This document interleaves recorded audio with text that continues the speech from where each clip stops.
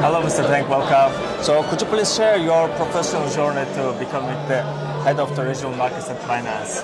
Well, I spent most of my career in traditional finance, and I was a financial services regulator for a good part of my career. I joined Binance in August 2021, started off in Singapore looking after the Singapore market, and that slowly progressed to Middle East, North Africa, and the portfolio expanded. And I'm now looking after all the different regional markets for Binance. So as the head of the regional markets, you oversee multiple territories with diverse regulatory environment and the market structures. So how do you navigate this challenge? So I always say that if you want to do local deployment well, we have to engage three different set of stakeholders extremely well. Right? So the first group, obviously, are our users. We need to understand the trends, what are they looking out for in terms of product services, and meet their needs on that front.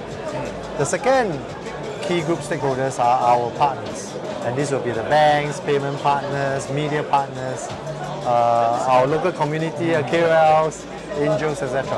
And the third key group are the policymakers, the legislators and the regulators, working with them to come out with a framework to regulate this space. So as long as we make sure that we engage these three key group of stakeholders well, we will do very good local deployment. Thank you. So could you discuss Binance's approach to understanding the unique characteristics of each regional market? So what can you say, for example, the Turkish market and other markets? What's your opinion? Well, Turkish market is extremely fascinating. So if you look at the number of Turkish users that have digital assets, it's 40% today. It's an extremely high number globally. So it rose from 16% 3 years ago to 40% now. And when you do a survey of how bullish they are, they're extremely bullish, and more is going to come on stream. Yeah. And if you look at the transaction volume for digital assets in Turkey, it ranks as one of the highest in the world, surpassing many of the major economies of the world.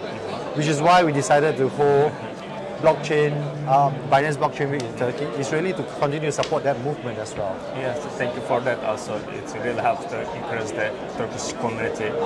So another question is, I'm really interested to understand how social influencers, just me or a lot of QAs in here, how can we play a role in the promoting Binance offerings across different regional markets? So what's your thoughts? Well, you play an extremely important role. We are at a very early stage of crypto adoption and deployment, so we are only about 5% crypto adoption. Given that the path, the trajectory is going to go up very sharply, we need to understand local needs, local tastes, local trends, patterns, right? So you have the ability to connect very closely with the community locally. And we need all your effort to continue to reach out to the user, to educate them what's happening in the blockchain space and the crypto space, which are extremely important. As we continue to see new institutional investors coming into this space, the likes of BlackRock, Fidelity, that will bring more liquidity and users into this industry as well. So it's a very big positive for the future. We are doing our best to creating content for Binance. Thank you. So the strategies you use the different markets. So every market has the different conditions, different people, different mindsets. So you have to decide what to do in each market. Yes. So how can you decide these strategies? So ambition is global, but deployment is local. So every local jurisdiction has different needs. The user needs are different, the trading patterns are different. So it takes a lot of effort to try to understand what the user needs are.